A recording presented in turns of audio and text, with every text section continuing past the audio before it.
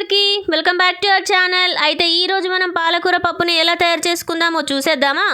అయితే మనం ఒక కప్పు పెసరపప్పు తీసుకొని అందులోకి పచ్చిమిర్చి, ఉప్పు, పసుపు వేసేసుకొని మంచిగా మెత్తగా ఉడకబెట్టేసుకొని పక్కన పెట్టేసుకుందాం. తర్వాత ఒక కడాయి తీసుకొని అందులోకి ఆయిల్ అయితే వేసేసుకోవాలి.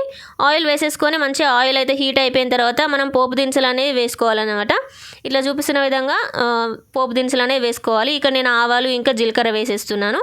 తర్వాత చిన్నగా సన్నగా కట్ చేసుకున్న ఆనియన్ అయితే తీసుకోవాలి. ఒక ఆనియన్ అయితే తీసుకొని మంచిగా సన్నగా కట్ చేసేసుకొని మంచిగా ఆయిల్లోకి వేసేసుకుందాం. దాని తర్వాత మంచిగా పచ్చిమిర్చి అయితే చిన్నగా కట్ చేసేసుకొని ఇట్లా వేసుకోవాలన్నమాట.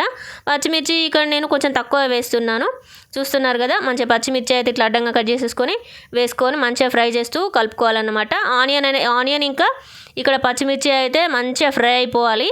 ఇది చూసారు కదా, ఇట్లా వీడియోలో చూపిస్తున్న విధంగా మంచిగా ఫ్రై అవుతున్నప్పుడే మనం కొంచెం ఉప్పు అయితే వేసుకుందాం. ఉప్పు వేసుకొని మంచిగా ఫ్రై అవనివ్వాలి. ఉప్పు వేస్తే మంచిగా ఫాస్ట్గా గోల్డెన్ బ్రౌన్ కలర్లోకి వచ్చేస్తాయి అన్నమాట మనకి ఆనియన్.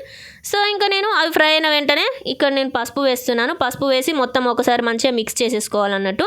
మిక్స్ చేసేసుకొని తర్వాత మనం పాలకూర వేసుకుందాం. పాలకూరని అయితే నీట్గా మంచిగా కట్ చేసుకొని పెట్టుకోవాలన్నమాట. చిన్నగా సన్నగా కట్ చేసుకోవాలి. కొంచెం కాడలు ఉంటాయి కదా, కాడలు కూడా కట్ చేసుకొని వేసుకుంటే బాగుంటుంది. ఇట్లా ట్రై చేయండి ఒకసారి. చూస్తున్నారు కదా, మంచిగా ఇక్కడ పాలకూరని అయితే నేను నీట్గా ముందే కడుక్కొని వాష్ చేసేసుకొని పెట్టేసుకున్నాను అనమాట. చిన్నగా కట్ చేసేసుకొని పెట్టుకున్నాను పక్కన.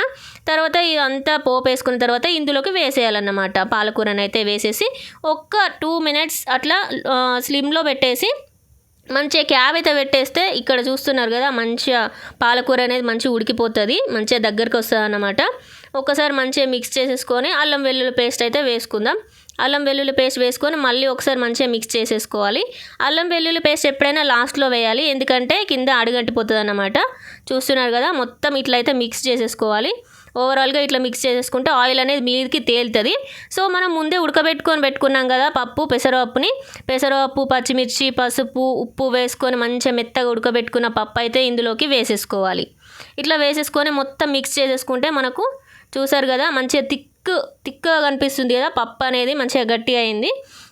ఇట్లా చూస్తున్నారు కదా, కొన్ని వాటర్ యాడ్ చేసుకుంటే కొన్ని వాటర్ యాడ్ చేసుకోర్రి, అప్పుడైతే మనకు మస్తు ఉంటుంది టేస్ట్. ఎందుకంటే మళ్ళీ దగ్గరకు వస్తుంది కాబట్టి మొత్తం ముద్దపప్పు లాగా అయిపోతుంది కదా. సో అందుకని చెప్పి మనం కొంచెం వాటర్ అయితే యాడ్ చేసేసుకొని మొత్తం మిక్స్ చేసేసుకొని కలుపుకోవాలన్నమాట. లాస్ట్లో చూస్తున్నారు కదా వీడియోలో, ఈ విధంగా మనకు పప్పు అయితే రెడీ అయిపోతుంది.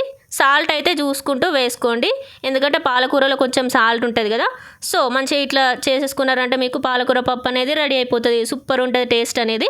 మంచిగా కొత్తిమీరతో ఇట్లా గార్నిష్ చేసుకుంటే టేస్ట్ బాగుంటుంది. మీకు నచ్చినట్టయితే లైక్ చేయండి, షేర్ చేయండి అండ్ సబ్స్క్రైబ్ చేసుకోండి. Bye bye.